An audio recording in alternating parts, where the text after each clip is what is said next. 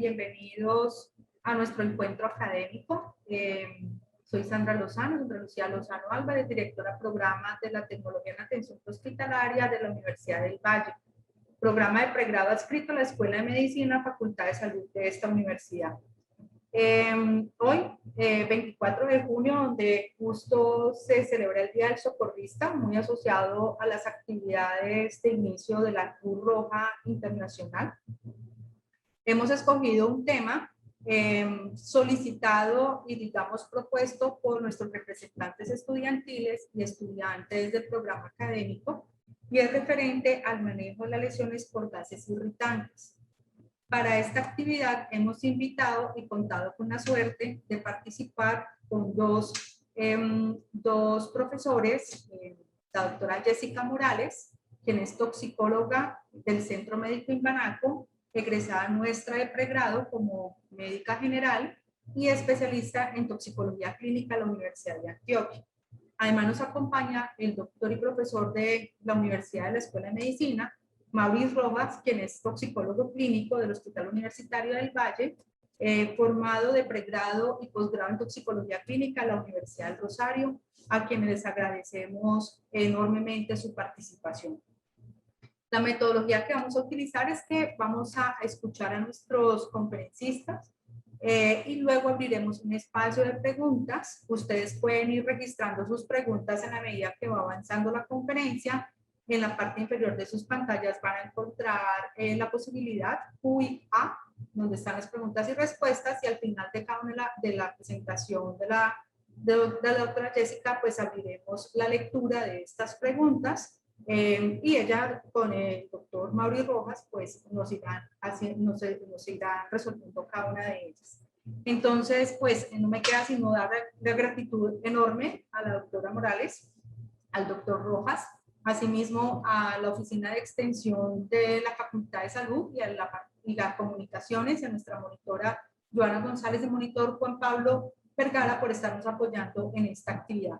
Pues sin más preámbulo, doctora Jessica, bienvenida, la escuchamos.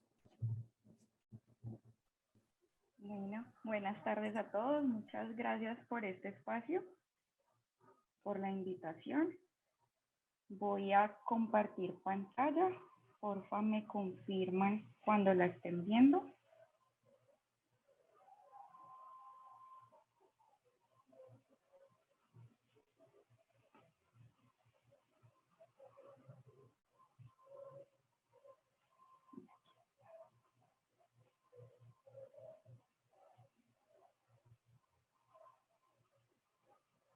Listo.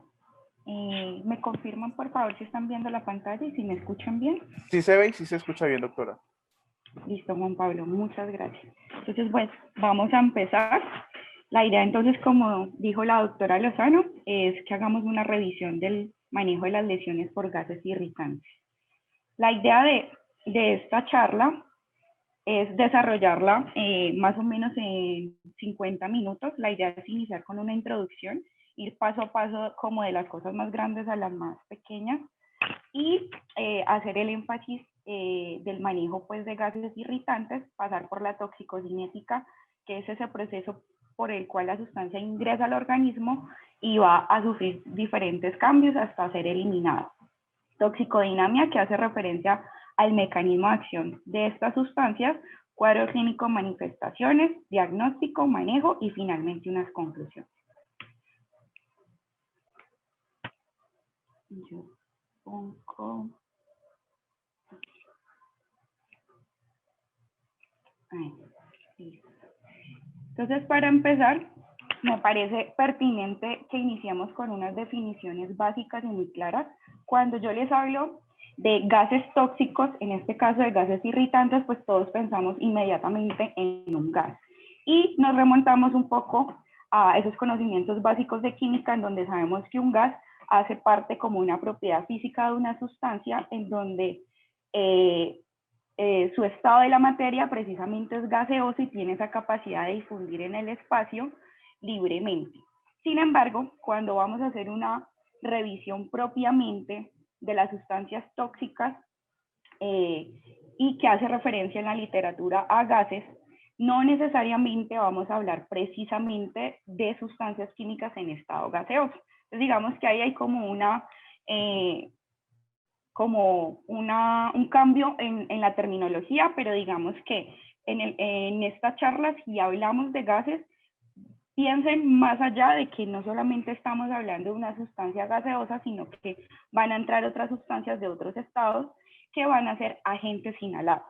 Entonces aquí entra el concepto de agente inhalado, tóxico. En este caso sería cualquier sustancia que va a ingresar a concentración tóxica por vía respiratoria y puede desencadenar lesiones locales en el mismo sistema o lesiones sistémicas en todo el cuerpo. Entonces, dentro de este grupo de agentes inhalados, vamos a ver que no solamente tenemos gases, sino vapores, nieblas, polvo, humo, fumes, que es la terminología en inglés, que digamos que a traducir en español hace referencia también como a vapores, pero exclusivamente de partículas sólidas de metales. ¿Listo? Esta es una clasificación general de todos los agentes tóxicos inhalados que existen. Es una tabla que les traigo aquí no para asustarlos, sino para que vean la heterogeneidad y lo grande que es este grupo de agentes tóxicos inhalados, y una clasificación que hacen algunos autores de agentes tóxicos respiratorios, que son estos todos que vemos aquí en esta primera pantalla, y agentes tóxicos que tienen acción sistémica, que es la que mostraré en la pantalla siguiente. Aquí, como pueden ver, dentro de los agentes simples están el grupo de los gases irritantes, que es el que vemos acá. Yo espero sacar el puntero mejor. Ah, no. Acá, listo.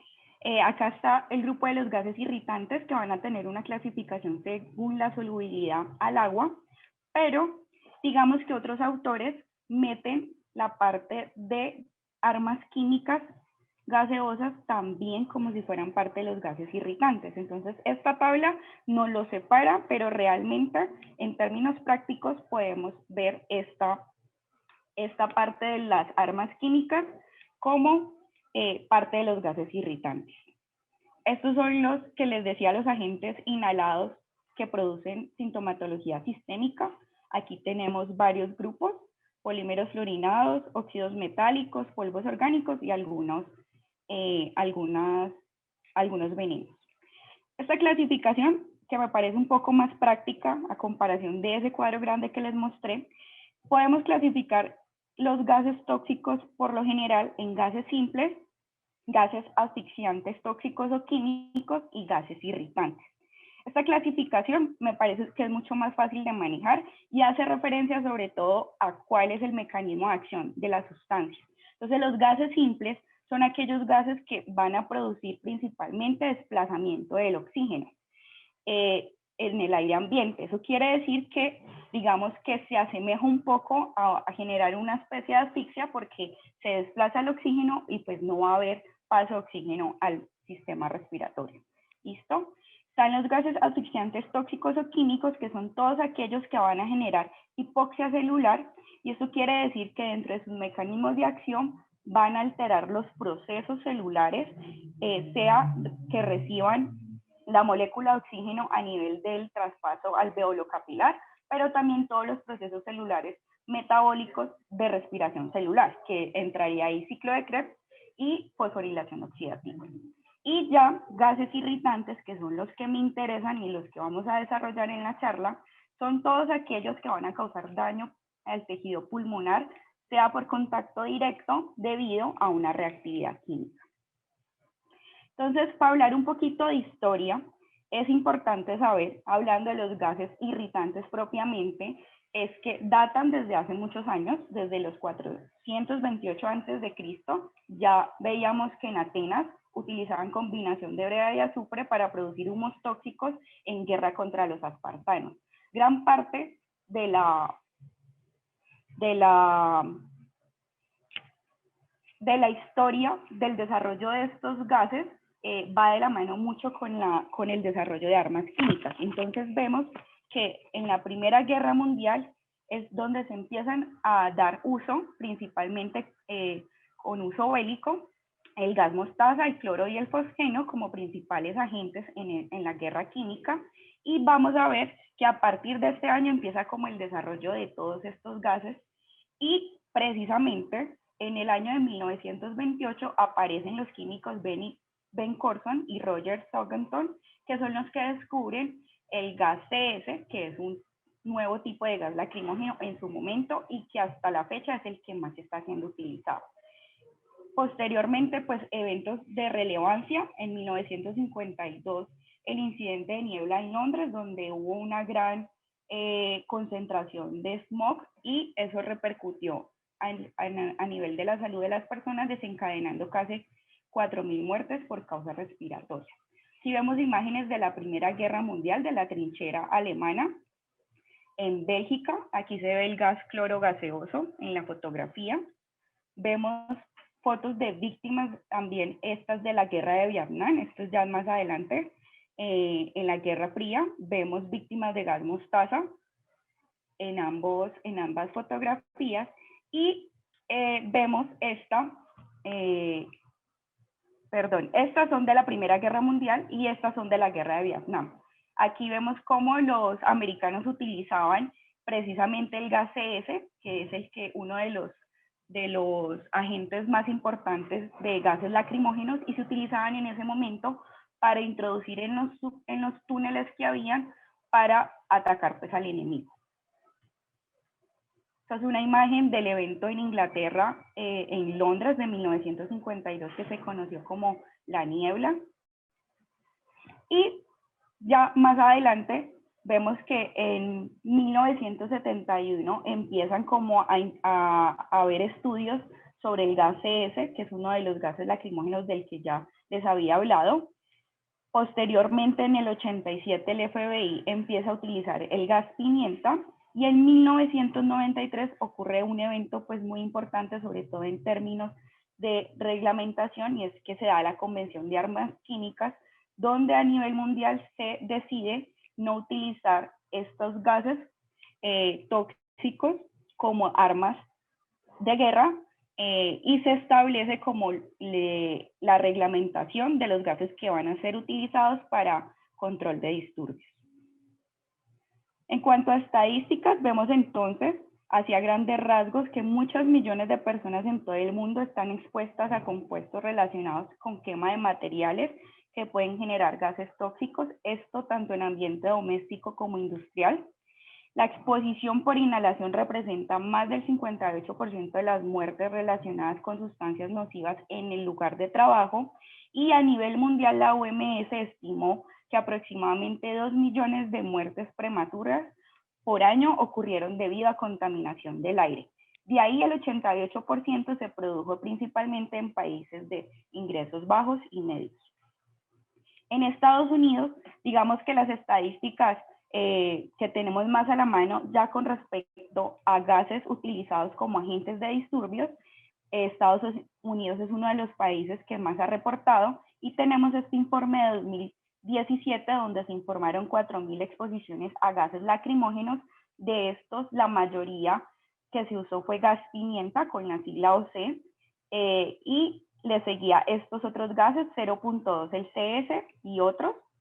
De ahí el 25% de los casos requirieron evaluación a nivel de centro de atención médica, y la mayoría tuvo efectos menores y no se reportaron muertes.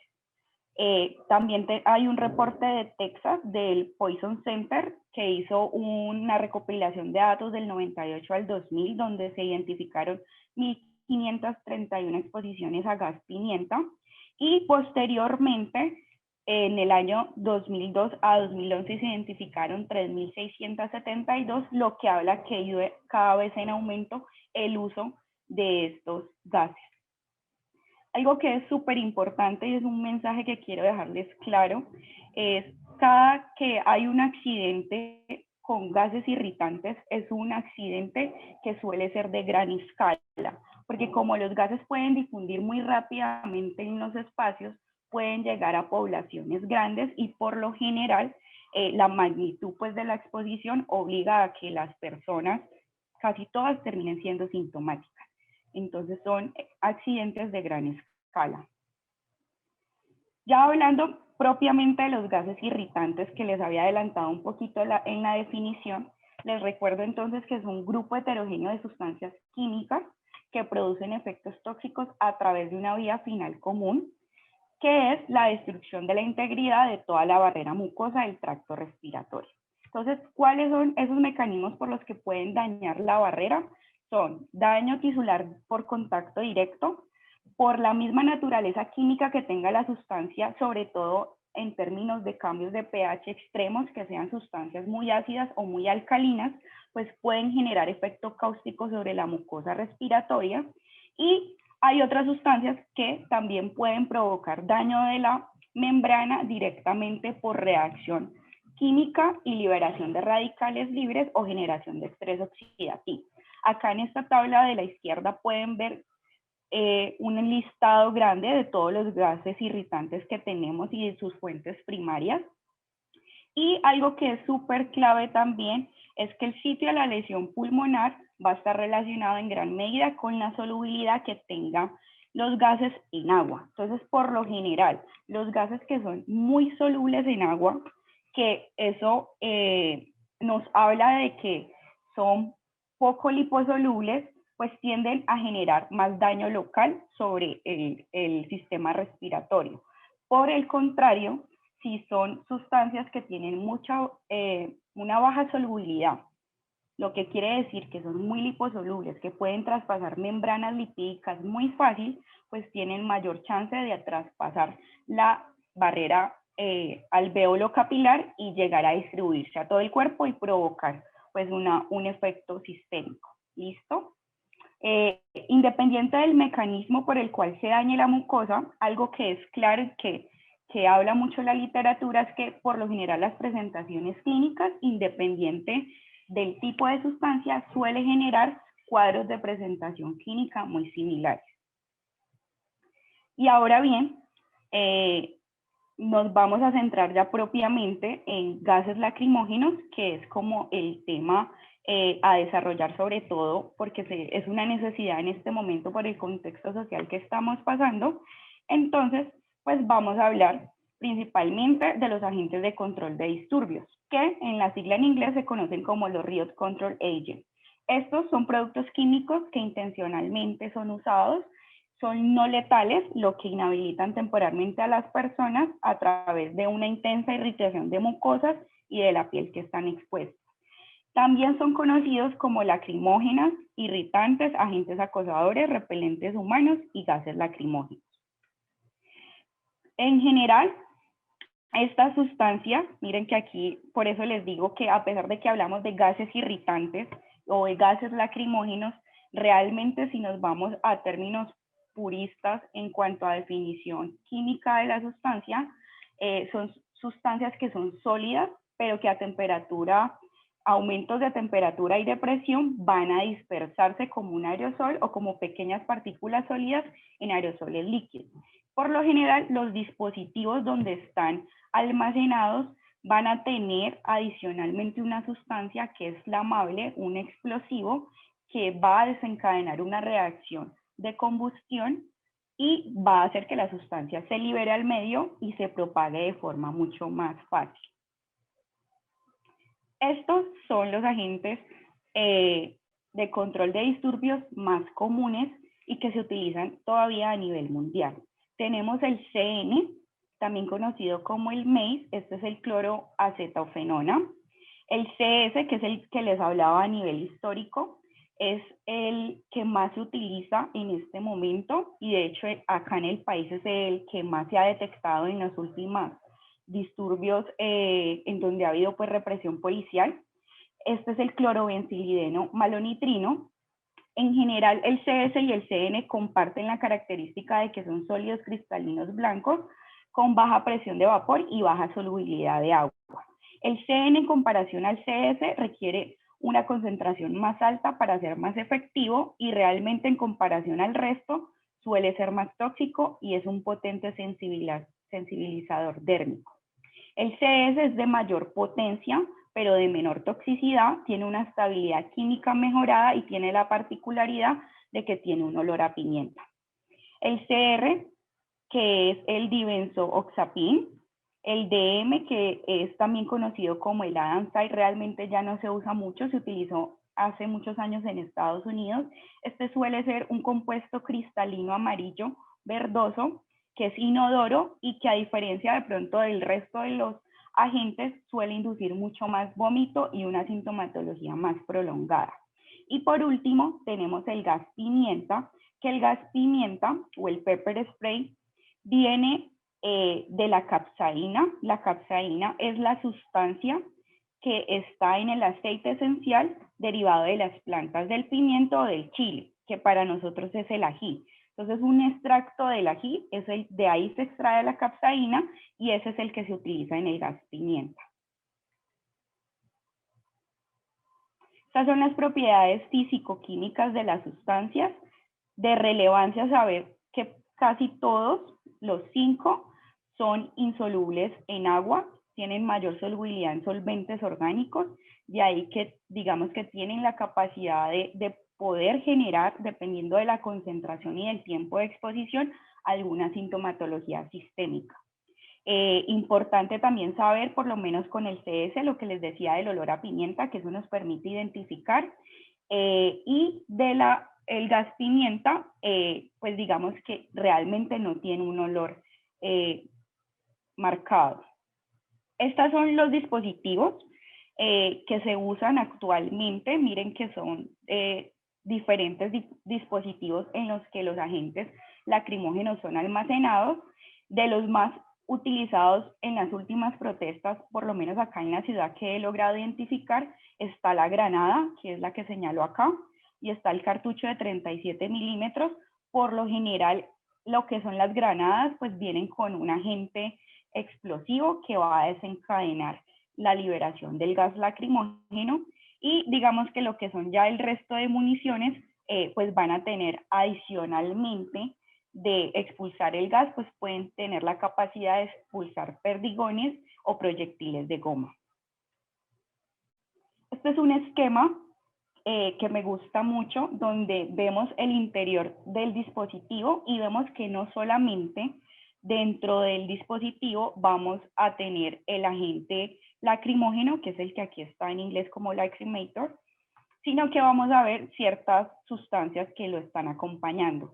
Por lo general, las sustancias que lo acompañan van a hacer la función de generar la explosión, de aumentar temperatura, presión a nivel del dispositivo y aumentar el tiempo en que la sustancia se mantenga aerolizada en el medio.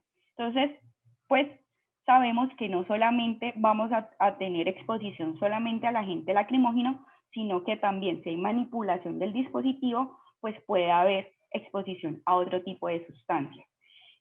Algo que también es importante aclarar, y es que tenemos la desventaja en cuanto a reglamentación, y es que no todos los fabricantes tienen la obligación de declarar las concentraciones de los agentes o de las sustancias que utilicen. Entonces, eso para nosotros realmente es un reto, porque no sabemos a ciencia cierta realmente cuál es la dosis que liberan los dispositivos, sino que lo que hemos podido recolectar a raíz de la experiencia, digamos que en la historia de las guerras y de los disturbios en el mundo, pues es que hemos podido saber que realmente puede generar en términos de riesgo para la salud.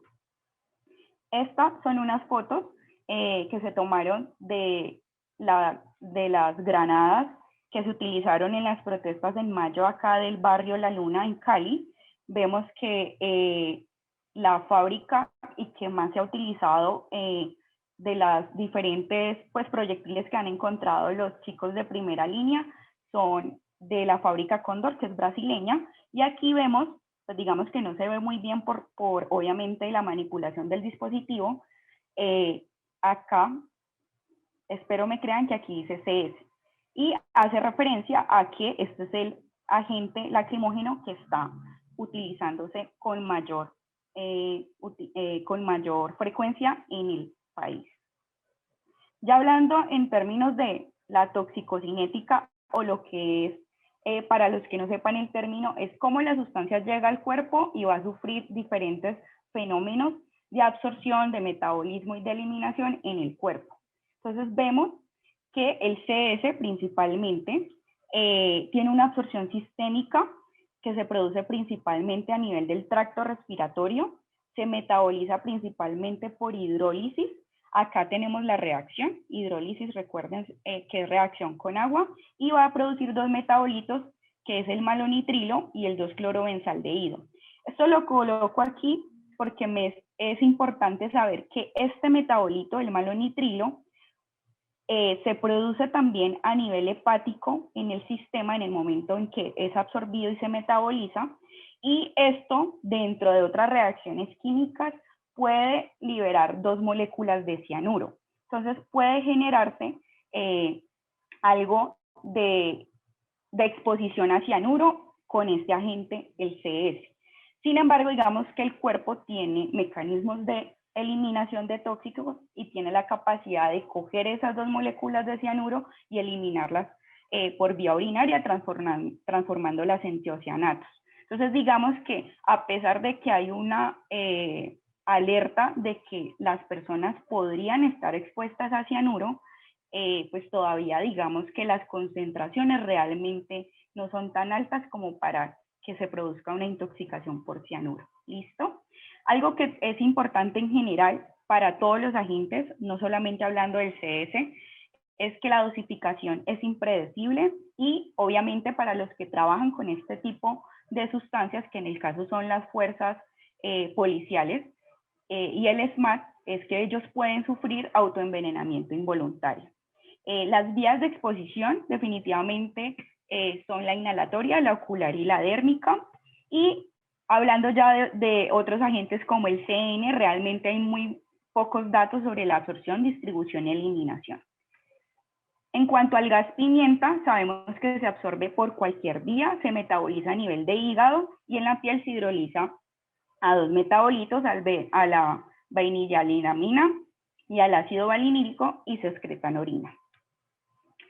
Algo que también relacionado con el CS cuando les hablaba del cianuro, y que digamos que esto es algo que también se ha estudiado tanto en modelo animal como en estudios con humanos, es mirar qué pasa cuando la sustancia sufre descomposición, sea por aumentos de temperaturas muy altos, digamos que obviamente el artefacto va a desencadenar una explosión y puede que el artefacto alcance temperaturas por encima de 100 grados centígrados y eso va a llevar a que el gas se descomponga, y si se descompone podría producir en su descomposición gases como cloruro de hidrógeno, óxidos de nitrógeno y cianuro. Lo que se cree, o los pocos estudios que existen a nivel de estudios en humanos, han mostrado que realmente si las condiciones son adecuadas y si hay un buen uso de este agente, realmente la concentración de cianuro es muy baja. Sin embargo, el problema es que si digamos que las fuerzas policiales no hacen un buen uso de los protocolos, podrían poner en riesgo a una población y ellos mismos podrían estar a riesgo de tener una toxicidad crónica con cianuro. Aquí les coloco la comparación de los tres agentes como más importantes en el momento de la toxicidad humana. Tenemos el umbral para irritación ocular. Miramos que el umbral más pequeño está en el gas pimienta, concentraciones muy pequeñas y ya van a desencadenar irritación. Como les decía, el CN requiere una dosis más alta para que desencadene síntomas. Y cuando miramos la dosis letal 50 estimada, vemos que definitivamente el que es mucho más tóxico es el CN, porque mire que requieren concentraciones muy bajas para desencadenar toxicidad. ¿Listo? En cambio, el CS y el gas pimienta pues tendrían que tener concentraciones muy altas para desencadenar una muerte en el caso pues del modelo animal. Ahora hablando ya de los mecanismos de acción, entonces tenemos realmente que en humanos no es que se comprenda muy bien cómo funcionan estas sustancias, digamos que hay unos teóricos, lo que se sabe es que tanto el CN como el CS son agentes alquilantes y que van a reaccionar fácilmente con sitios nucleofílicos. de macromoléculas. ¿Eso qué quiere decir? Que ellos van y se meten y empiezan a romper ciertas enzimas o a desestabilizarlas y obviamente nos van a alterar muchos procesos celulares y metabólicos. Las enzimas objetivo que suelen, que suelen ellas atacar son las que tengan grupos tiolo-sulfidrilo, y de ahí digamos que las representativas son la deshidrogenasa láctica, la deshidrogenasa glutámica y la descarbolaxa pirúvica, que obviamente son enzimas que están en procesos celulares y que al alterarlas pues nos van a desencadenar lesión tisular. Del gas pimienta se sabe que uno de los mecanismos irritantes es que genera liberación de bradicinina. Bradicinina es un intermediario de la cascada inflamatoria que genera dolor. Entonces, esto es uno de los mecanismos que explicaría por qué el gas pimienta desencadena dolor.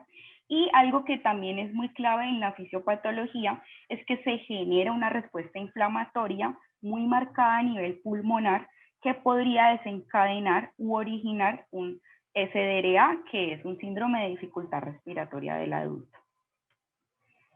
También, dentro de los mecanismos que se han descrito, y esto hace referencia principalmente a por qué estos agentes producen dolor, y es que tanto el CN como el CS y como el gas pimienta actúan sobre los canales del potencial receptor transitorio que son conocidos como los TRP.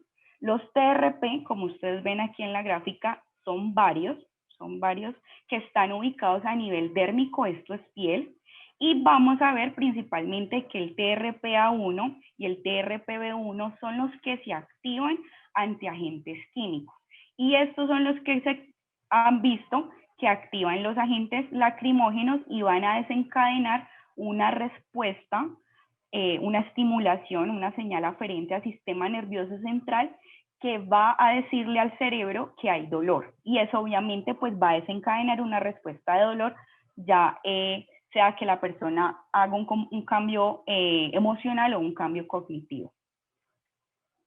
Ya hablando en cuanto al cuadro clínico, es importante saber que las manifestaciones clínicas de estos agentes lacrimógenos son de muy rápida aparición. Básicamente las personas se exponen y en segundos a minutos las personas ya tienen sintomatología instaurada. Lo otro que es clave es que la sintomatología precisamente de estas sustancias, y digamos que ese es uno de los argumentos que dan las fuerzas policiales en argumentar que esto es un arma no letal, y es que la sintomatología suele ser autolimitada. Si la persona se sale de la exposición y se descontamina, la sintomatología tiende a desaparecer en las primeras horas.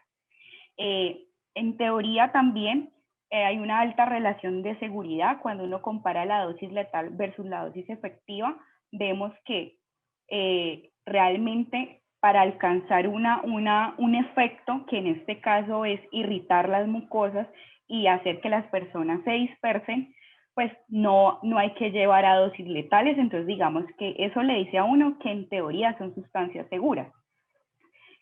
Lo otro es que los efectos definitivamente van a estar relacionados con la concentración del agente y la duración de la exposición.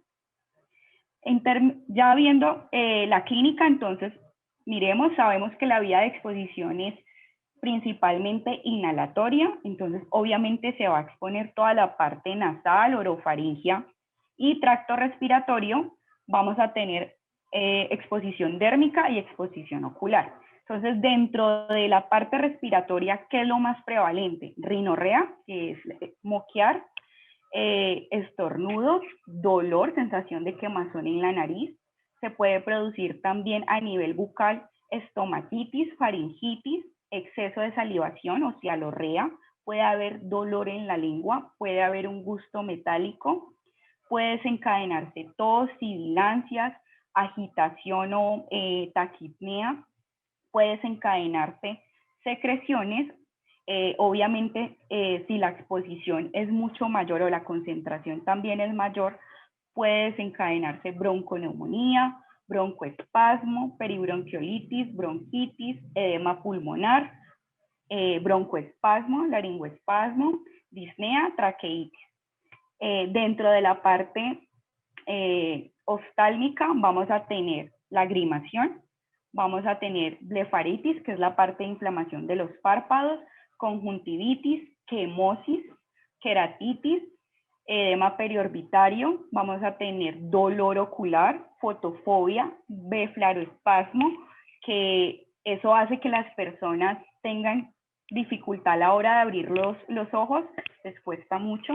Y a nivel dérmico, pues puede ocurrir eritema, que es enrojecimiento en piel, prurito o picazón, dermatitis, edema subcutáneo, rash papulovesicular, pueden presentarse ampollas o aparición de vesículas y puede desencadenarse una hiperpigmentación inflamatoria.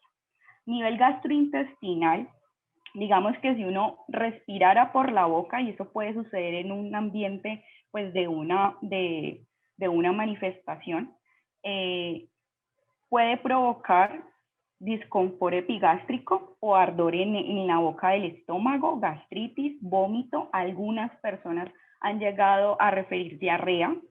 Y a nivel neurológico, puede que por la activación de esas vías del dolor, la persona curse con dolor agudo, parestesias, que es esa sensación de hormigueo en labios, en la misma piel y en los ojos o en las mucosas, y puede haber desorientación.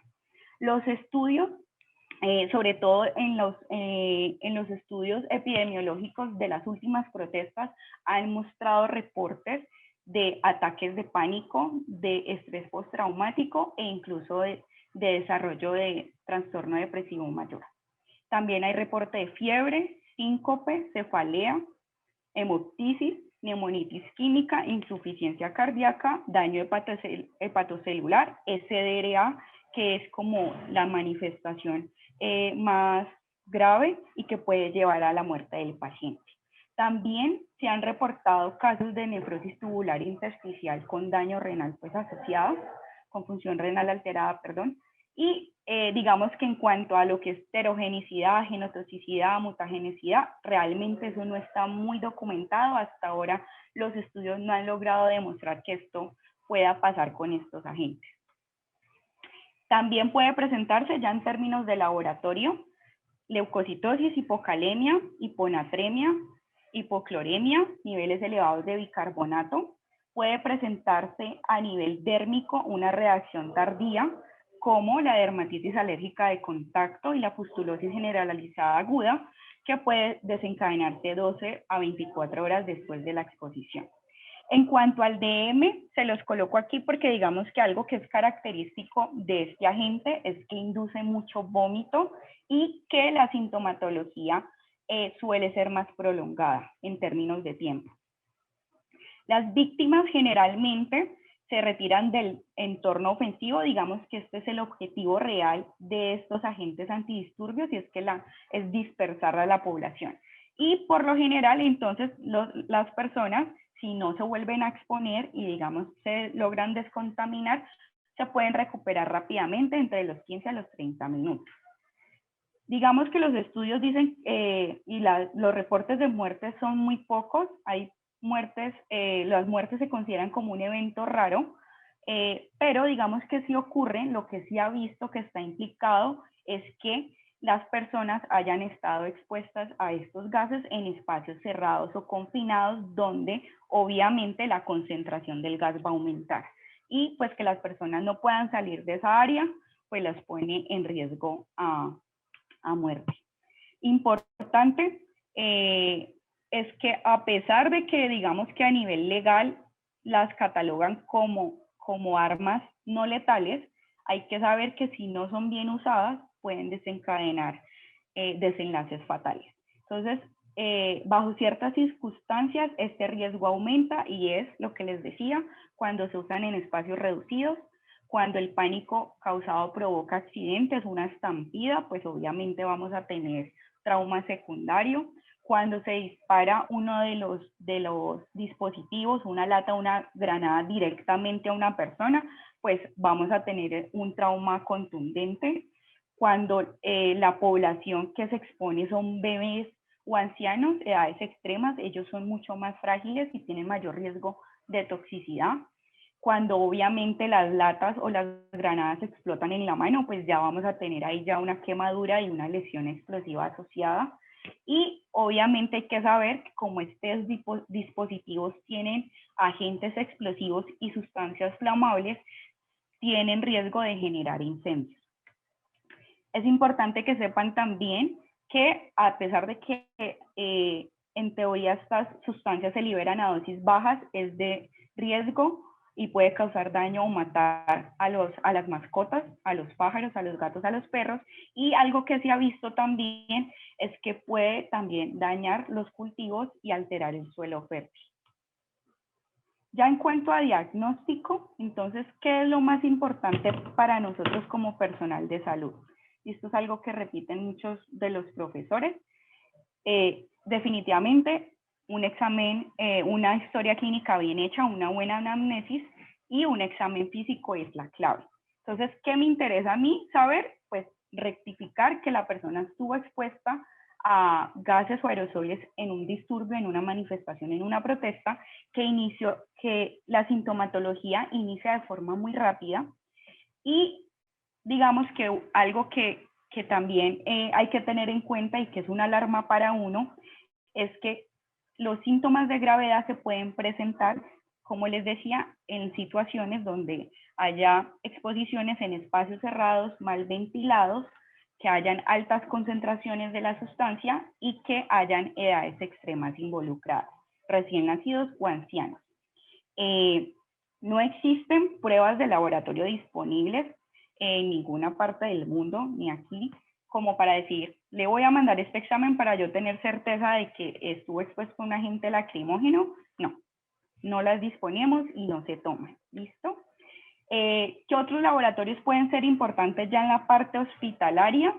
Obviamente dependiendo de la clínica del paciente, de cómo esté el paciente, entonces podemos tomar unos gases arteriales, obviamente para ver la oxigenación, su estado ácido-base, la pulsoximetría y una imagen de tórax, principalmente una radiografía pues que la tenemos en primer nivel o en segundo nivel, y ya dependiendo de la clínica del paciente, entonces podremos espaciarnos a tomar una glicemia, un electrocardiograma, tomar unos electrolitos, una función renal, unas transaminasas y un hemograma.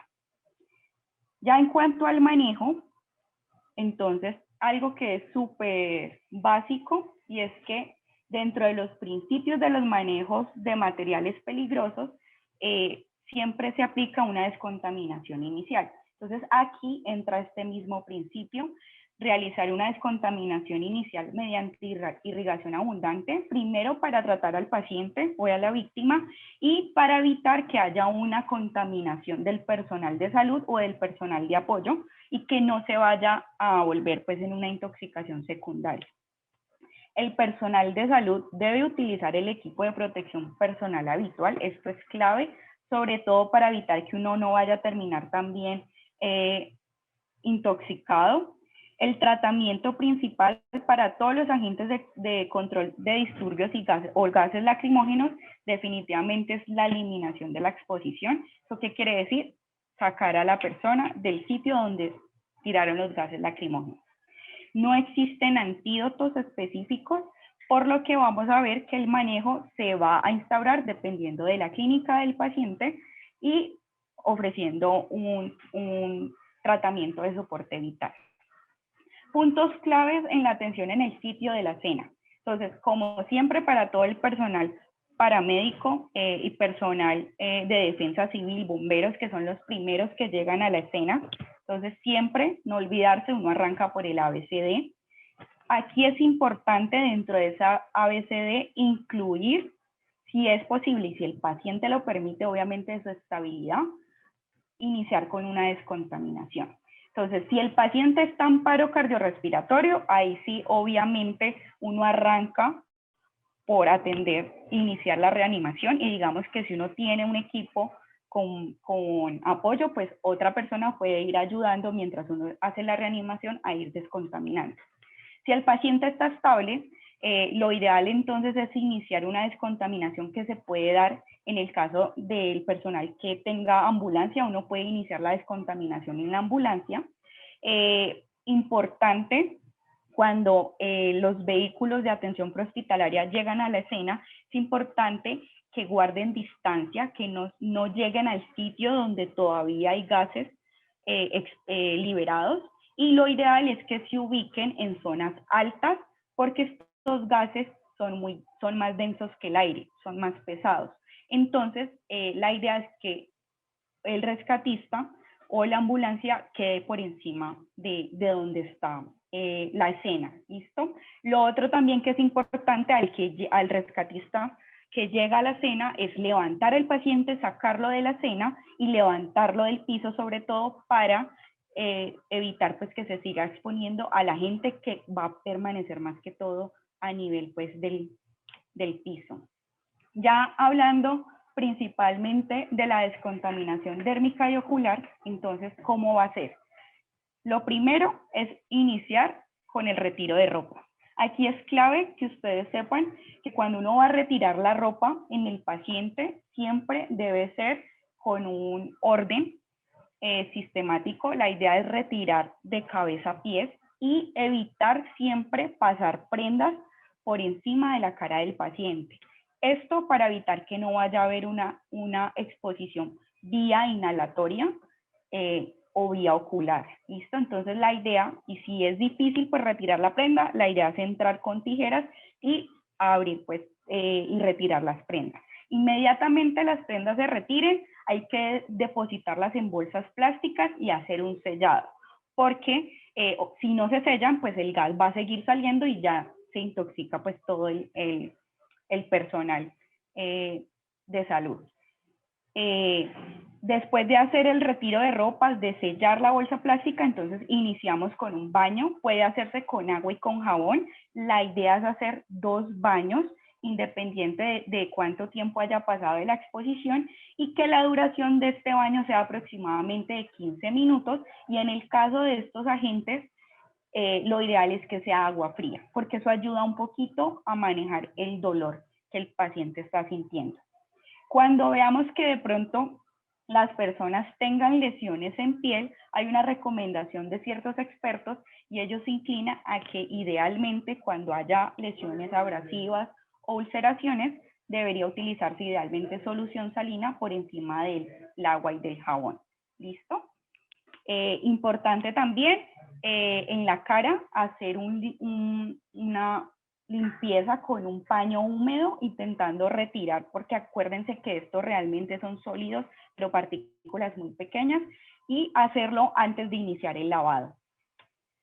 En cuanto a la descontaminación ocular, la idea entonces es hacer muy buena exposición, hacer una revisión previa, vertir párpados e iniciar la irrigación. Se puede hacer con solución salina o con agua. Idealmente, si uno tiene a disposición, el problema es que esto no todo el mundo lo tiene, uno podría, antes de iniciar el lavado, aplicar algo de anestésico ocular y iniciar la irrigación aproximadamente que dure 20 minutos. No más de 20 minutos, sino 20 minutos. Y digamos que en términos de volumen, debería utilizarse casi 1 litro de la solución por ojo. Obviamente es importante también, algo que se me iba a escapar, es retirar a los que son usuarios de lentes de contacto. Hay que retirar primero los lentes antes de hacer pues la descontaminación ocular. Y obviamente cuando ya terminamos la descontaminación hay que aprovechar, y como sabemos que estos agentes son almacenados en dispositivos explosivos, hay que entrar a buscar en la inspección al examen físico que no vayan a haber lesiones asociadas tipo quemadura, tipo abrasiones, cuerpos extraños o proyectiles. Y ya en el tratamiento intrahospitalario, entonces vemos, como les decía, como no hay un antídoto, el tratamiento aquí se va a enfocar directamente a un tratamiento sintomático y de soporte vital. Entonces, dependiendo del compromiso del paciente, si tenemos un paciente con compromiso respiratorio, con compromiso de la oxigenación, pues es un paciente que va a ser candidato a un soporte de oxígeno, se inicia oxígeno suplementario. Si el paciente desencadena un SDRA, un edema pulmonar, hace una falla ventilatoria, hay que entrar a intubar este paciente orotraqueal e iniciar ventilación mecánica invasiva. Nos podemos apoyar también en el compromiso respiratorio en caso de que haya broncoespasmo con broncodilatadores. Los beta agonistas se pueden utilizar. Podemos utilizar antihistamínicos y esteroides orales en el compromiso pulmonar. Y dependiendo también del estado de hidratación, pues hacemos una reanimación hídrica. No olvidar pues tomar 2 accesos venosos, iniciar con líquidos isotónicos en bolos, llevar al paciente obviamente a reposo, dar manejo analgésico, porque no hay que olvidar que estos pacientes van a tener dolor de base. Si están con vómito, podemos aplicarles antieméticos y obviamente hacer una reposición de electrolitos a necesidad. Hay unos tratamientos específicos y es en cuanto a las lesiones químicas oculares graves que se puedan desencadenar. Los esteroides sistémicos están recomendados. Obviamente aquí uno se respalda con el oftalmólogo y todos estos pacientes pues que tengan lesión ocular deben ser vistos sí o sí por un oftalmólogo. La dermatitis inducida por capsaína o por gas pimienta se ha tratado con diferentes medios, con agua, con aceite, con vinagre, con gel de lidocaína y suspensiones antiácidas tópicas, y han mostrado algún beneficio sobre todo para el manejo del dolor. Hay unas controversias en el manejo que las traigo acá porque digamos que esto a veces se vuelve también como mito, y es que se han investigado de todas maneras otras soluciones a utilizar en la descontaminación, y es la leche, el champú para bebés, los antiácidos, el carbonato de sodio o bicarbonato de sodio, y cuando uno va y mira la evidencia, vemos que hay estudios contradictorios. Tenemos unos estudios que dicen, no, eso no sirve para nada, y hay otros estudios que han encontrado algo de evidencia de mejoría de los síntomas, pero cuando uno va y mira con lupa los estudios, realmente en el caso de los antiácidos y del bicarbonato de sodio se ha encontrado que puede ayudar más que todo a las lesiones dérmicas por gas pimienta. Cuando se evalúan los estudios por gas CS, no se han encontrado realmente beneficios. También, digamos que se ha llegado en algún momento a evaluar el uso de flujo de aire sobre los ojos. ¿Eso qué es? Pues echar ventilador o secador de cabello al frío, a ver si produce mejoría clínica, y los estudios que se han realizado descartan que esto realmente sirva.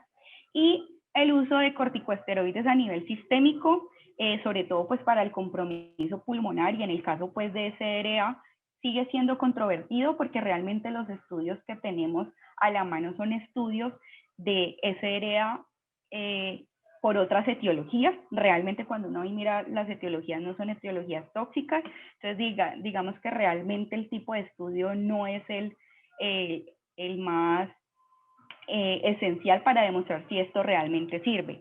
Sin embargo, digamos que la recomendación es que si se vayan a utilizar sea por recomendación de expertos. Pronóstico. En general se describe entonces que los gases lacrimógenos y el gas pimienta suelen ser agentes no letales y por tanto pues suelen tener un pronóstico excelente, pero aquí les recalco que el pronóstico va a depender si son bien usados o debidamente usados. En algunos casos de exposiciones prolongadas, pues los pacientes pueden sufrir lesiones más graves y pueden quedar con secuelas o complicaciones respiratorias, y es claro que se ha reportado casos de mortalidad, a pesar de que son pues pocos casos y que la literatura dice que puede ser, que es algo muy raro, pues definitivamente sí existen reportes. Esta es una revisión sistemática que les traigo para mostrar, esta es del 2017, recoge 31 estudios de 11 países en un periodo de 1990 a 2015 y se hace una revisión de todos los casos de personas que consultaron a servicio de urgencias expuestos a gases lacrimógenos. Entonces vimos que se recogieron 5.141 personas, de ahí se reportaron 2 casos de mortalidad, 58 pacientes terminaron con compromiso con secuelas, y cuando vamos y miramos ese tipo de secuelas permanentes que se produjeron, la mayoría, 32 personas, secuelas respiratorias, le seguían las secuelas en términos de extremidades, sobre todo aquí está relacionado más con trauma contundente por explosión. Tenemos a 3 que presentaron secuelas dérmicas, un paciente que presentó secuela neurológica que fue también un trauma contundente con un trauma craneoencefálico severo y terminó en estado vegetativo. Trastorno psiquiátrico, mire, 14 pacientes y oculares 4 pacientes. Cuando se miraron la cantidad de lesiones, fueron de estas mismas 5.000 personas, realmente el número de lesiones fueron 9.261. ¿Eso qué quiere decir? Que obviamente varias personas tuvieron varias lesiones en diferentes partes del cuerpo. Cuando se mira la gravedad de las lesiones, el 74% fue leve, el moderado fue 17% y el severo un 9%. Y cuando miran los estudios, cuáles fueron los agentes relacionados y notificados, se reportó el CS mezclado con gas pimienta y el gas pimienta. Y digamos que en términos de severidad, vemos que el gas pimienta produce, bueno, aunque es el que más se usa, digamos, a nivel mundial, es el que produce una sintomatología muy leve, y el CS es el que realmente tiene como la carga de las lesiones que sí pueden ser graves. Este estudio concluye entonces que los factores potenciadores de lesiones más graves incluyeron condiciones ambientales, tiempo de exposición prolongado y mayores cantidades de agente químico en espacios cerrados, o sea, la concentración. Y también concluye definitivamente que los hallazgos de este estudio pues muestran un potencial significativo de lesión de estos agentes si hay un uso indebido que puede conducir a morbi y mortalidad innecesaria. Ya entonces, para concluir, entonces tenemos en general como conclusiones de los gases irritantes en general, no solamente de gases lacrimógenos, y es que aunque el espectro de los xenobióticos capaces de causar toxicidad pulmonar es amplio, algo que tienen es que los cambios patológicos son bastante limitados y suelen tener una clínica muy similar. La irritación parenquimatosa ocurre después de la exposición a gases formadores de ácido o generadores de radicales libres y se manifiesta una toxicidad grave como el SRA. Entonces, esto es como lo característico de todos los gases irritantes. La mayoría de las exposiciones, ya hablando solo de agentes lacrimógenos, serán clínicamente estables y pueden ser descontaminadas antes del tratamiento médico directo. Hay que reconocer que tienen buen pronóstico en la mayoría de las exposiciones y reconocer esto pues puede ayudar a los departamentos de emergencia, hospitales y al personal de salud a lidiar con eventos masivos. La mayoría de los pacientes tendrán síntomas autolimitados, sin embargo pues habrán algunos que podrán tener síntomas respiratorios u oculares persistentes que necesitarán evaluación y tratamiento adicional. Algo para no olvidar que les quería colocar, entonces, los agentes de control de disturbios no deben usarse en recintos cerrados, al interior de vehículos, en personas que estén encerradas, en personas que estén sujetadas o inmovilizadas, en personas que no tengan acceso a un espacio con aire fresco, y no deberían usarse agentes que ya estén con fecha de vencimiento o que ya hayan caducado.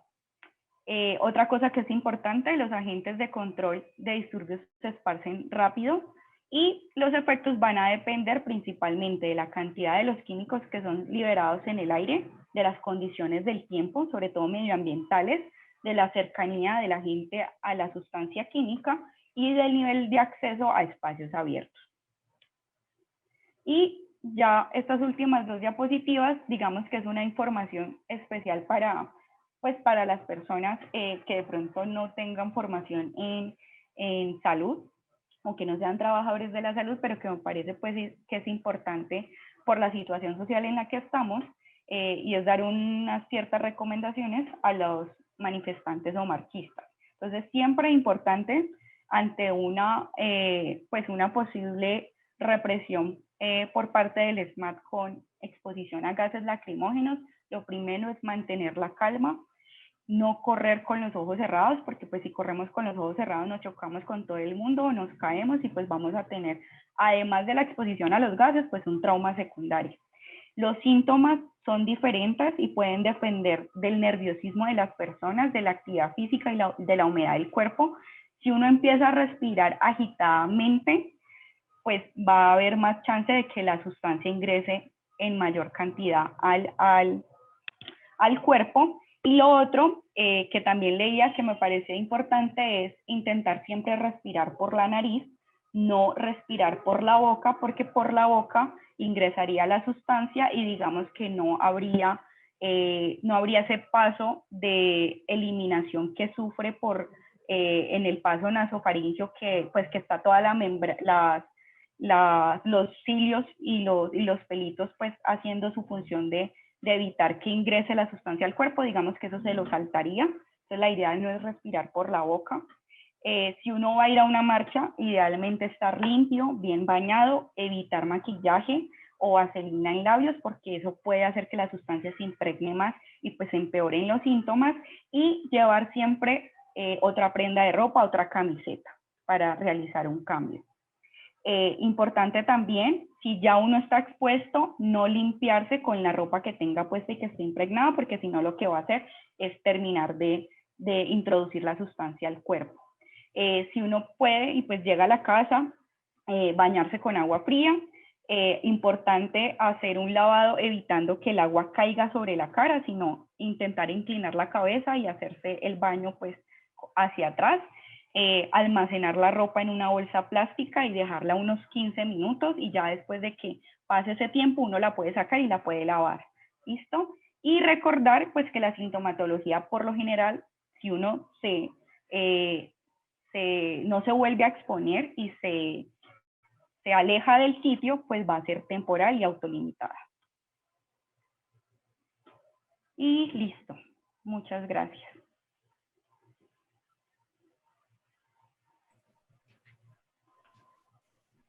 Muchas gracias, doctora Jessica. No sé si usted quiera, tenemos tiempo, compartir el video, o prefiere que pasemos de una vez a las preguntas. Pues el video, Doc, lo traía acá porque pues nos muestra cómo es por dentro del dispositivo y digamos que nos muestra cómo debería usarlo. Entonces, si les parece, lo vemos, dura 2 minuticos. Sí, perfecto. Y luego pasamos entonces a las preguntas y respuestas. Listo. Voy entonces a aquí. Doc, ¿me confirma si ven la pantalla? Está viendo la pantalla, perfecto. Ok, listo. Este es un video que encontré de Amnistía Internacional, pues que me pareció muy pertinente, y nos va a mostrar cómo funcionan los gases lacrimógenos. Lamentablemente está en inglés, entonces yo voy a hacer como el esfuerzo de ir traduciendo. Tear gas is one of the most common less lethal weapons in the world. It is widely regarded as safe as a weapon that causes temporary pain. Hasta ahí, pues nos dicen que los gases lacrimógenos son armas no letales muy utilizadas en el mundo, sobre todo por fuerzas policiales, y que el objetivo es desencadenar dolor e incapacidad sin producir un daño pues como letal. And incapacitation, but not actual harm. The truth is more complicated. The most widely used active ingredient in tear gas is CS, a chemical irritant that affects the eyes, lungs, skin, and mucous membranes. But in actual use, tear gas is more than just a single chemical. Here, we take a look at a typical... Ahí sí se estaba viendo, no sé qué pasó. Tear gas canister, sí, se está viendo the 37 mm. ¿Sí? Ah, ok, qué pena. Bueno, aquí muestra que definitivamente como que la verdad es de entender el mecanismo de estas sustancias y de que pensar que no es un arma letal es mucho más complicada. Nos muestran el agente, el CS, que es como el que más se usa en este momento a nivel mundial, y pues que esa es una sustancia química. Just a single chemical. Here, we take a look at a typical tear gas canister, the 37mm model 3231, made by Combined Systems Incorporated of Pennsylvania. Este es el dispositivo más usado para el gas CS, que es la de 37 milímetros. Like a bullet or a shotgun shell, the 3231 cartridge contains a primer, propellant, and a projectile body which contains the CS mixture. Entonces ahí nos muestran cómo es por dentro. Nos muestran que tiene un agente que va a desencadenar la explosión, un explosivo, y adentro, digamos así como cualquier arma pues que es disparada, el agente va a estar adentro. Este tubito es el agente, el que contiene el agente CS y que va a ser liberado después de When la the explosión. trigger is pulled, the firing pin strikes and compresses the primer, causing the primer to ignite. The primer, in turn, ignites the propellant, creating a high-pressure volume of propellant gas, which begins to push the projectile down the barrel.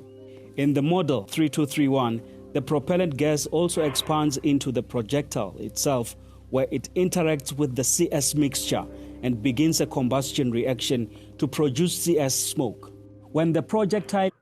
Ahí lo que nos dice es que este tipo de proyectil tiene una sustancia que es como un agente oxidante que va a aumentar la combustión y va a generar como aparte de que va a producir que el CS se libere y se disperse, también se va a generar pues un aumento de la temperatura y se va a generar una combustión, generando también un humo adicional que se va pues a disparar con el leaves the proyectil. barrel, it is moving fast.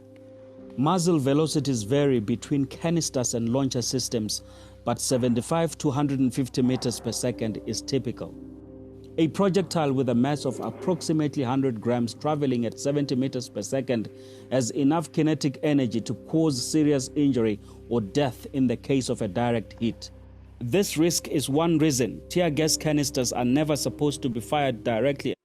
Aquí nos hablan básicamente que la idea de disparar este tipo de artefacto debería hacerse a largas distancias, casi a 30 metros o más, porque la velocidad que se genera cuando se dispara este tipo de artefacto puede provocar una lesión, un trauma contundente si uno está muy cerca. Entonces, eso de que el agente vaya a disparar a quemarropa, eso es pues prácticamente letal para la persona. Shorter, flatter trajectories significantly increase the danger of a fatal strike. However, officers in the field ignore this danger all too often. In this video from Caracas, an officer can be seen firing a Venezuelan KVM 324 canister directly at a protester at a low angle of fire.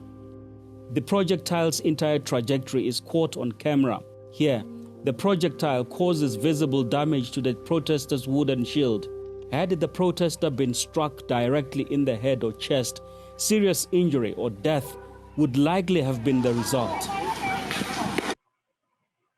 Listo. Esta era como la parte que les quería mostrar. Digamos que ya el resto del video habla pues un poquito más como de la parte de derechos humanos. Pero pues les quería mostrar cómo funciona, sobre todo estos artefactos que son disparados desde la escopeta y cómo puede generar un daño adicional, aparte pues de la reacción química que desencadenan estos agentes, es que puede pues obviamente producir un trauma contundente. Y pues ahí vemos las imágenes de un video que ellos analizan de una de las protestas en Venezuela. Bueno, doctora, muchas gracias. Excelente exposición. Bastante interesante. Te voy a pedir ahorita al doctor Mauricio Rojas que encienda su cámara y su micrófono para que demos entonces apertura a las preguntas que ya han realizado varios de nuestros participantes. Entonces, tenemos una primera pregunta y creo que esta podría resumir varias que vienen más adelante. Usted ya ha contestado parte de la misma, pero pues al ser tan reiterativa, me parece importante que la volvamos a retomar. Si disponemos de gran cantidad de solución salina, agua destilada, ¿por qué algunos médicos, profesionales de la salud y de atención hospitalaria prefieren la leche de magnesia, el agua bicarbonatada y otros como tratamiento sintomático para las lesiones oculares? Hay varias preguntas al respecto. O sea, vuelven y preguntan acerca de si el uso de la leche de magnesia, el agua bicarbonatada u otras sustancias pues pueden favorecer al manejo de las lesiones oculares. No sé si alguno, la doctora Jessica o el doctor Maurice. Doctora Jessica.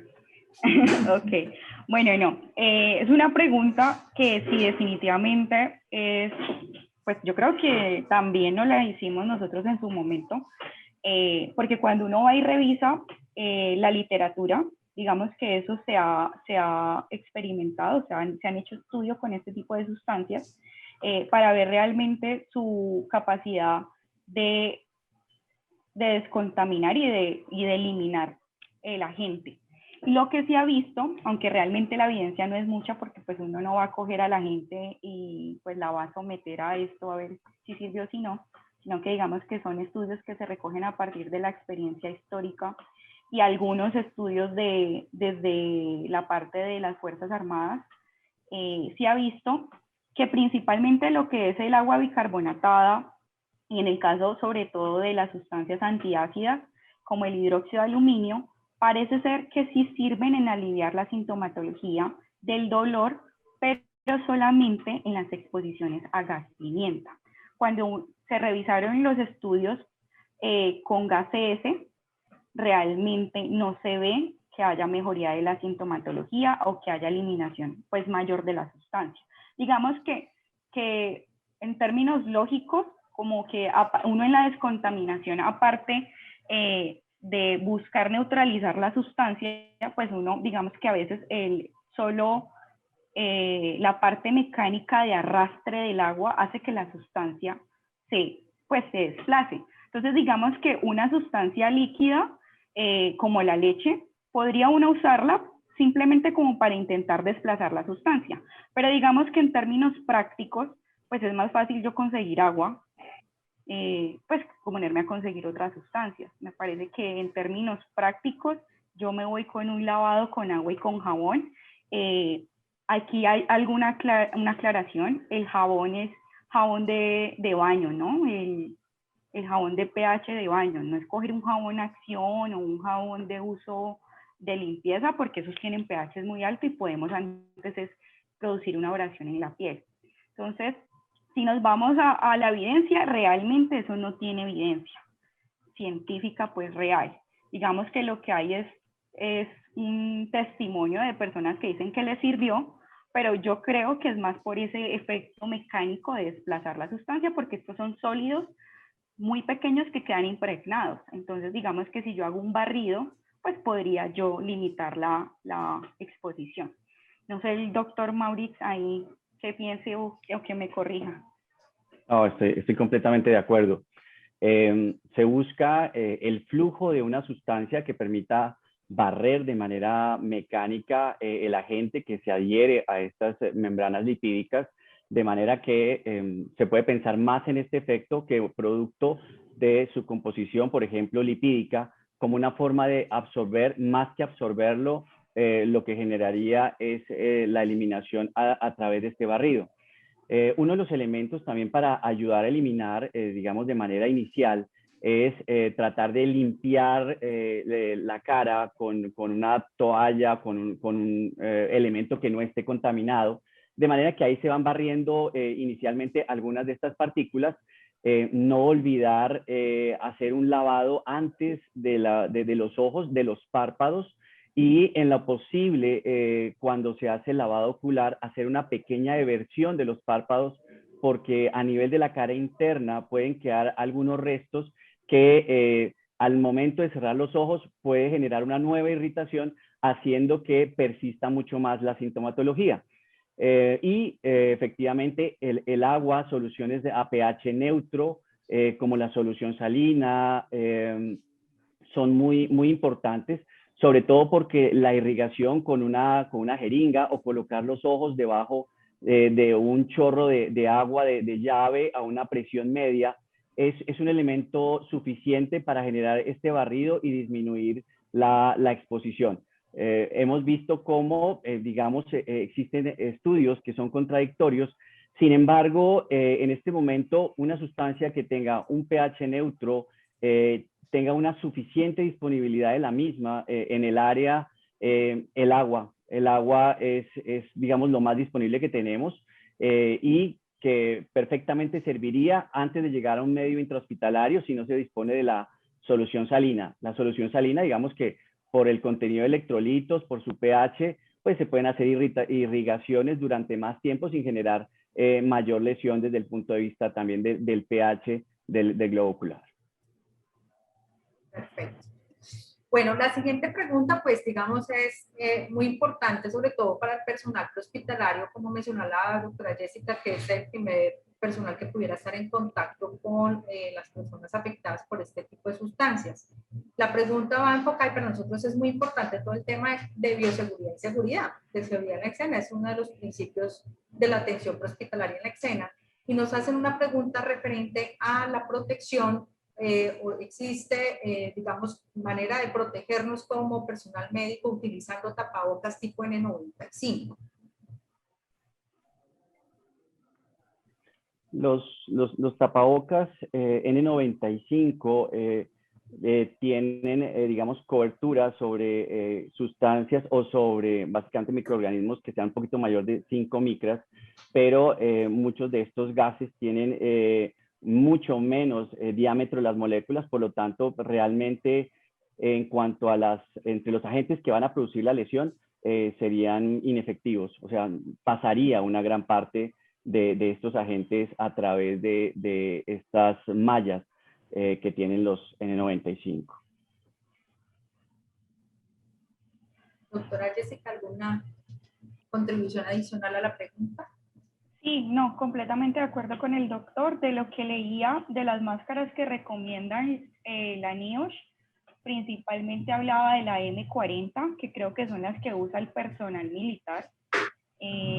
Ahí sí me corchan, no sé eso cómo se consigue acá, ahí sí quedo corchada, pero sí, definitivamente para este tipo de sustancias tienen que ser máscaras con filtros para sólidos aerolizados de micras muy pequeñas, por debajo de las 5 micras, y pues sí, digamos que en la parte industrial, de pronto si tenemos algún químico conectado, ellos sí de pronto sí saben dónde se consiguen, porque ellos sí deben utilizar dentro de su trabajo este tipo de máscaras.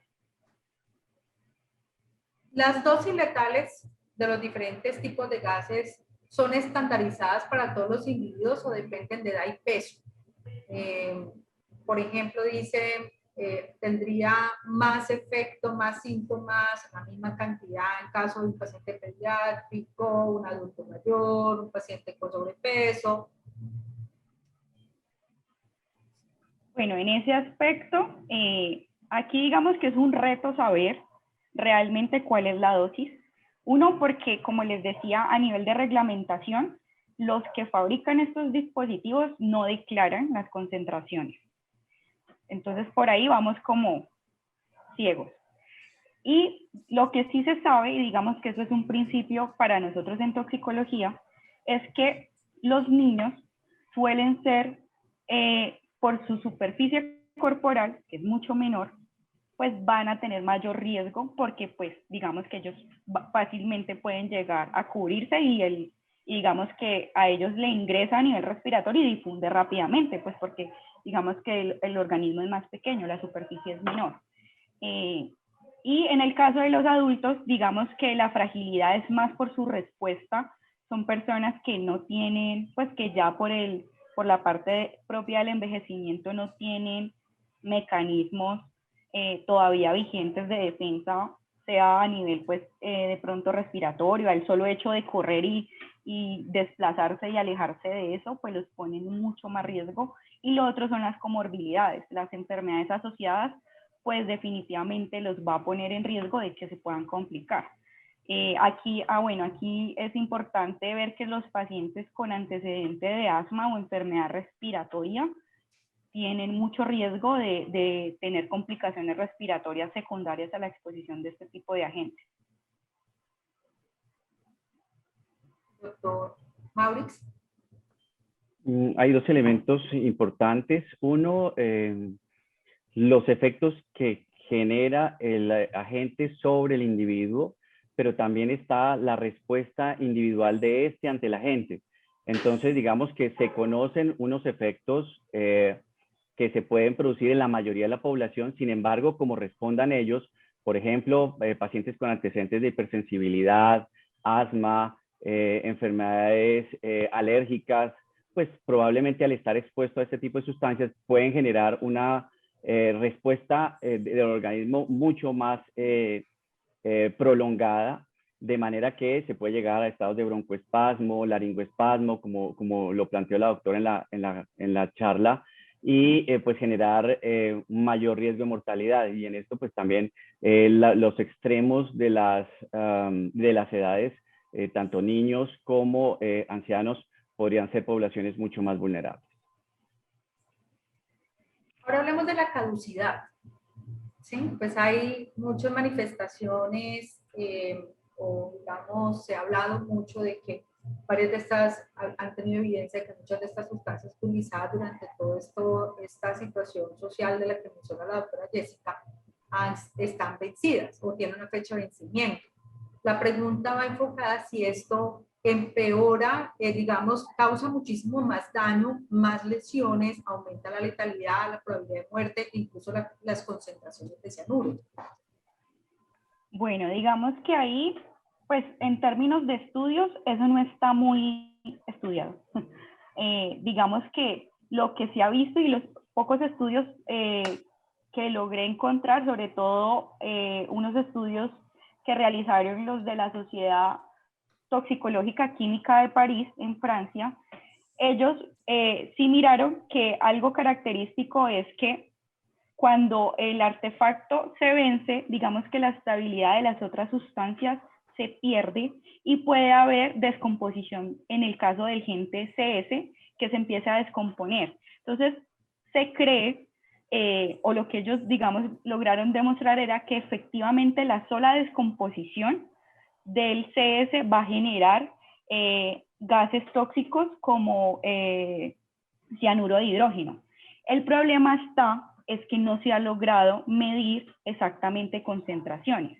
Digamos que los estudios han mostrado, sobre todo en personas de la fuerza policial, a las que se les hizo una exposición repetida y se midieron metabolitos de cianuro en orina, vieron que los que llevaban mucho tiempo podían y se habían detectado metabolitos. Y la sintomatología que ellos describían parecía correlacionarse con una intoxicación crónica por cianuro. Pero también hay otros estudios donde intentaron hacer lo mismo, aunque ya a nivel más agudo, a concentraciones establecidas, y no encontraron metabolitos de cianuro. Entonces digamos que ahí eso sigue siendo algo controversial, y todavía nos faltaría un poco más de evidencia como para uno decir sí, efectivamente. Digamos que la recomendación, eso sí es de todos los expertos, y la recomendación que hacen también las organizaciones de derechos humanos y de amnistía es obligar pues a las instituciones policiales es que no usen artefactos vencidos, porque no hay garantía de que la sustancia no pueda ser pues más peligrosa para las personas. Doctor Rojas. Sí, de acuerdo. Hay, además del cianuro, otros elementos en los que puede descomponerse ese gas CS. Están los óxidos, está el óxido nitroso, está el monóxido de carbono, el gas cloro, el acetileno, el fosfeno, el ácido clorhídrico, que en la medida en que pasa el tiempo se puede dar esta descomposición, por lo que se plantea que la vida media de estos compuestos está entre 3 y 5 años. Pero hay un elemento adicional y son las condiciones de almacenamiento. Estas requieren de temperatura y humedad. Temperaturas extremas, muy frío o muy caliente, pueden generar este tipo de descomposición.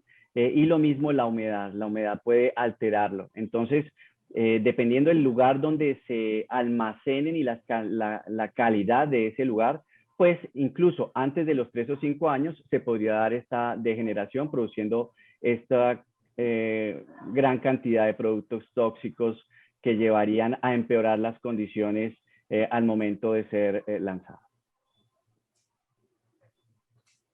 ¿Cómo podemos definir una exposición prolongada? ¿Sí? ¿Qué tiempo podríamos tomarlo como una exposición prolongada en lo que usted nos ha referido, doctora, con relación incluso a que esa exposición a largo plazo pueda dejarnos estas secuelas? Entonces, ¿cuánto sería esa exposición prolongada?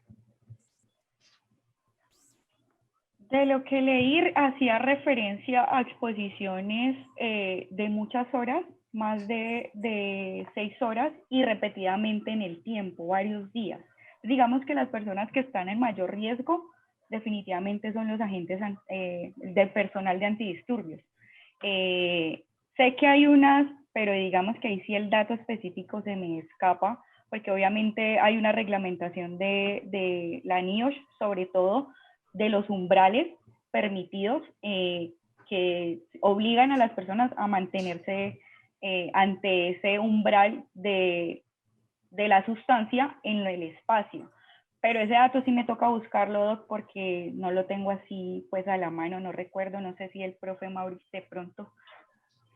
No hay, digamos, un tiempo como, digamos, en toxicología a veces se utiliza términos de exposición aguda, subaguda y crónica.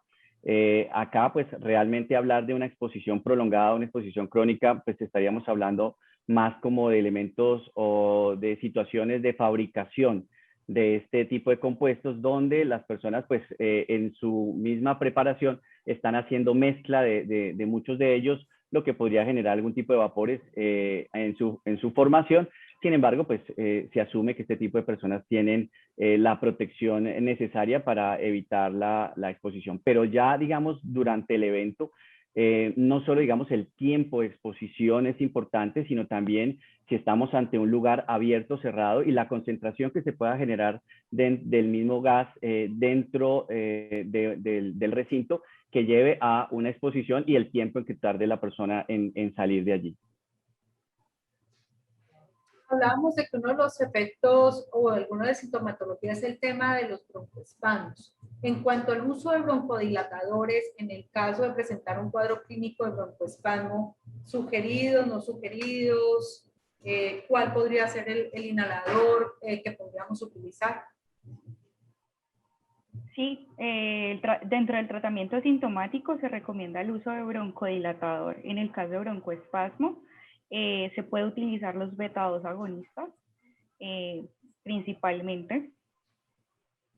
Y digamos que, bueno, ahí está un poco de pronto la controversia, pero también hay recomendación de algunos expertos de iniciar corticosteroide sistémico como para apoyar y darle como, pues que no se vuelva a presentar el broncoespasmo. Siempre y cuando haya sintomatología broncoespasmo, digamos no de entrada. Sí, exacto. No, así como de forma profiláctica, no es bajo sintomatología. Perfecto. En cuanto a los niños, ¿alguna consideración adicional a lo expresado por el manejo de la exposición a estas sustancias? Pues yo creo que con los niños pienso que es una población de riesgo. Digamos que en el caso, en esta situación en la que estamos, en donde pues el niño puede estar en casa, ahí el mensaje importante es que la familia consulte de forma rápida. Sabemos que los niños pues no tienen una mayor reflejos para proteger vía aérea, pues más fuertes que digamos que los adultos. Entonces pienso que sí es indispensable una revisión acuiciosa de los niños y una vigilancia clínica. Me parece esencial en los chiquitos hacer una vigilancia de por lo menos unas 6 horas, dependiendo de la clínica, para uno estar tranquilo pues de que no se vaya a descompensar. No sé, el profe Maurice, ¿qué piense? Sí, no, completamente de acuerdo. Es una exposición que va a incluir pues todo el cuerpo, por lo que rápidamente se debe eliminar la exposición, el lavado, el retiro de ropas. O sea, en la medida en que la primera medida es retire de la exposición y retire la ropa expuesta, de manera que ya ahí se sigue con el manejo de complicaciones. No tendría nada más que agregar. Bueno, antes de las últimas preguntas, le recordamos a nuestros participantes que se ha compartido a través del chat el link para la valoración y la evaluación de la actividad académica, que agradecemos sus opiniones. Hay una apreciación, un escrito pues que nos manda uno de nuestros participantes y habla sobre la hipersensibilidad a estos compuestos. Menciona polimorfismo en los receptores TRP y que podría esperarse una respuesta variable en la población. Por tanto, la dosis letal podría llegar a ser variable y no se debe menospreciar la exposición. Haciendo referencia también a lo que ya ustedes han expresado antes, que pacientes con patologías respiratorias y cardíacas podrían también tener desenlaces o efectos diferentes. Algo sobre el tema de hipersensibilidad a los compuestos. Tiene que ver con lo que hablábamos ahora. Hay unos elementos que corresponden a los efectos en términos generales que producen este tipo de compuestos, pero también es fundamental la respuesta que cada organismo tenga a ellos. En términos generales, si el paciente tiene algún grado de hipersensibilidad, alteraciones de alguna forma inmunológicas o genéticas a compuestos, por ejemplo, clorados, pues seguramente que su respuesta, cuando el organismo le identifique este tipo de compuestos, va a ser una respuesta exagerada. De ahí que se van a dar estos cuadros que hablábamos ahorita de broncoespasmo, de edema pulmonar, que pueden llevar rápidamente a la muerte. Entonces, no solo depende de la dosis, sino también depende de la respuesta del paciente, y eso es de manera individual. Muy bien. En cuanto, hay una pregunta desde el punto de vista de la fisiopatología.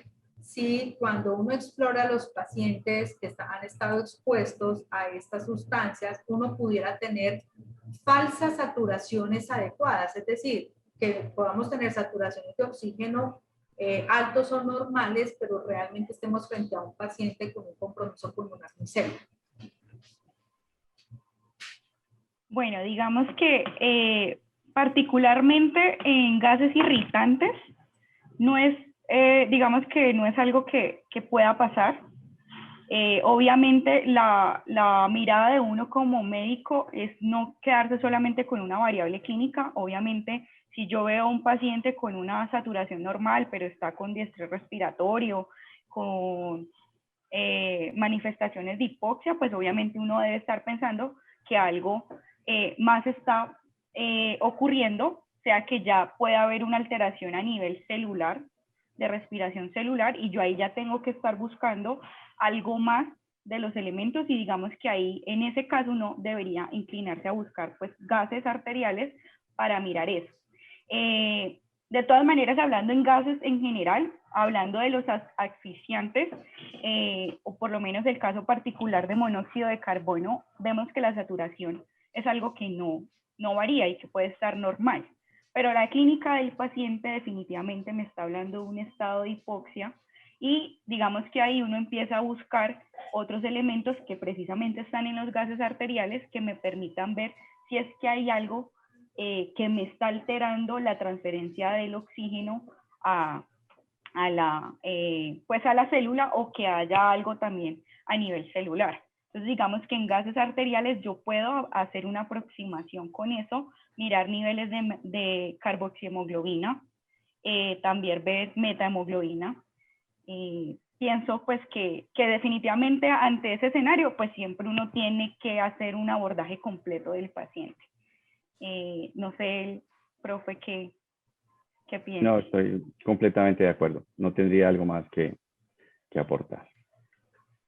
Bueno, y una última pregunta que nos colocan, si conocen algunos dispositivos que puedan estar mezclando los diferentes tipos de gases de los que mencionó la doctora, como el CS y el pimienta.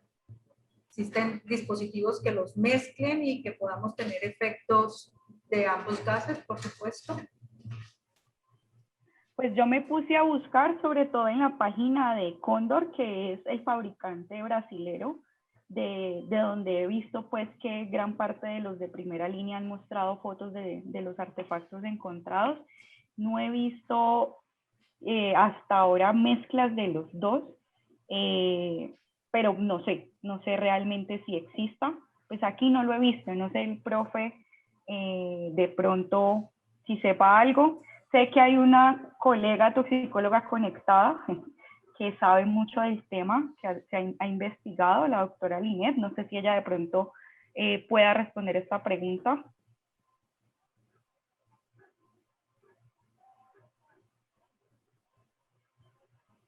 Vamos a esperar si nos... Hola, ya me abrieron el micrófono. ¿Cómo están? ¿Me escuchan? Muy bien, bienvenida. Ah, bueno, listo, perfecto. Buenas noches. Bueno, específicamente una combinación, pues directamente de fábrica no vienen, como lo decía Jessica muy claramente, no de fábrica. Cóndor produce solamente esta referencia que es GL302 pero acá en Medellín recientemente me enviaron un canister averiado que había sido como le habían ingresado parafina. Entonces hay una preocupación grande de que adicionalmente los estén alterando. Entonces ahí sí las cosas se complican, pero de fábrica no conozco. Gracias, Lee. Muchas gracias, doctora, muy amable. En cuanto a las gestantes, ahora nos preguntaron sobre los niños, ahora nos escriben sobre las gestantes. ¿Alguna particularidad, algo más que referir al respecto? ¿Gestantes expuestas a este tipo de sustancias? Bueno, mira que cuando hubo las protestas en Chile, hubo como una alerta, y digamos que eso ha generado algo de controversia a nivel pues del gremio científico.